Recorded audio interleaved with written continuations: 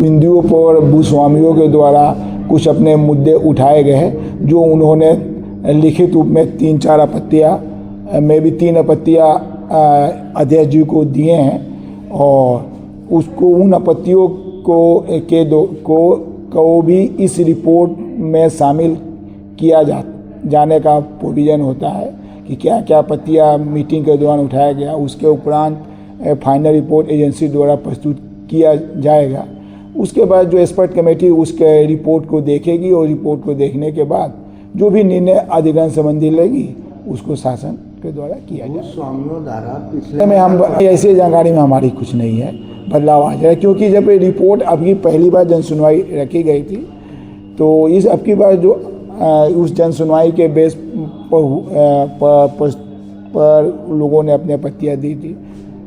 2-3 बार नहीं हुआ है, ये पिछली बार हुआ था, उसमें कुछ डेटा मिसिंग हो गया था, इस वजह से उसको दोबारा करके दोबारा फिर का बाहर का एरिया है, इसलिए इस पर हम कुछ नहीं कर सकते कि हमारा कार्य क्षेत्र बाहर का एरिया है, क्षेत्र का वो नहीं है।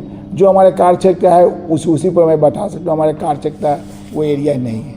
जो आपको में कुछ कमियाँ थी इसलिए किया गया है, तो मिस जैसे कि कुछ कमियाँ थी, जो पूरा वो 14 किलोमीटर का डेटा उसमें आ गया था, तो जितना का एक्विजिशन होना है उसी एरिया पर रिपोर्ट बनाएगा। तो कोई 14 किलोमीटर का तो एरिया हमको जो रिपोर्ट में मैं पिछली बार 14 किलोमीटर का एरिया का मैंने डेटा दे दिया था, तो उसको हटाकर जो एक्चुअल एक्विजिशन का जो हमको कार्य वर्क ऑर्डर मिला था उसको शामिल किया गया। हमने उसको नापा नहीं है, जो भी है। उसमें जो मंदिर आ रहा था, कुछ मंदिर और देखिए हमको नहीं, ये 2-3 चीज़ें बाउंड्री मकान ये सब चीज़ें जा रही है, दुकान ये सब चीज़ें जा रही है, जैसा कि फिलहाल जो संरेखण में हमको बताया गया और के द्वारा जो फिलहाल जो हम नहीं, समाधान दिवस नहीं, आज पब्लिक हियरिंग थी।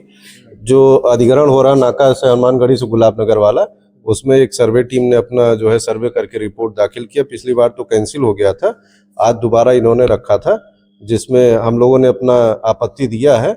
और इसमें एसडीएम साहब और सर्वे टीम जो थी, इन लोगों ने ये भी बताया कि जो नाका हनुमानगढ़ी के बगल दक्षिण तरफ जो है, जो कुआं और प्राचीन काल शिव मंदिर है वो बच रहा है।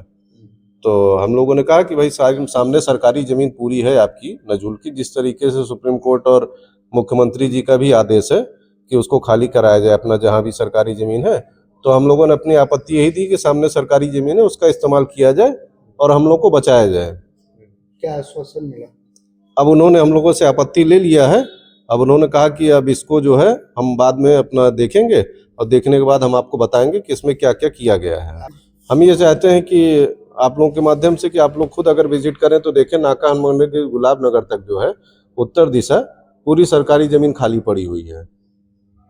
जमीन पर कुछ लोग अवैध पार्किंग भी चला रहे हैं, ले रहे हैं, उस पे अवैध पार्किंग भी है, कई गाड़ियां खड़ी होती है, सैकड़ों की मात्रा।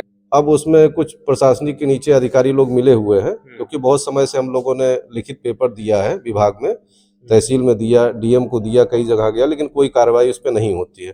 तो हो सकता है कुछ अधिकारीगण उसमें मिले हुए हो नीचे के, जैसे मिलीभगत चल रही हो उसमें टैक्सी स्टैंड में। नगर निगम में भी हमने दिया, नगर निगम भी आज तक उसको खाली नहीं करवा पाया है।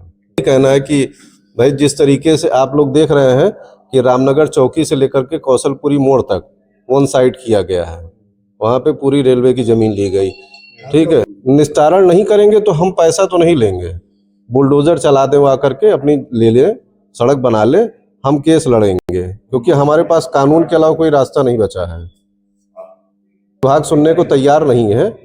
भाई विभाग तो अपनी मनमानी कर रहा है, अधिग्रहण का तो मतलब ही नहीं था यहाँ पे। उसको साफ साफ दिख रहा है कि यहाँ पे जमीन खाली पड़ी हुई है, कब्जा है, लेकिन उसको नहीं हटा के वो अधिग्रहण करना चाहते हैं। 23 लोगों को नुकसान पहुंचा रहे हैं, 23 घर बेघर हो रहे हैं। सरकारी जमीन क्यों नहीं इस्तेमाल कर रहे हैं? नहीं, कोई बातचीत नहीं। 600 रुपया स्क्वायर फीट बता रहे हैं, 7,000 कुछ रुपया स्क्वायर मीटर है। आपको लगता है नाका हनुमानगढ़ी पे 7,000 रुपया स्क्वायर मीटर है?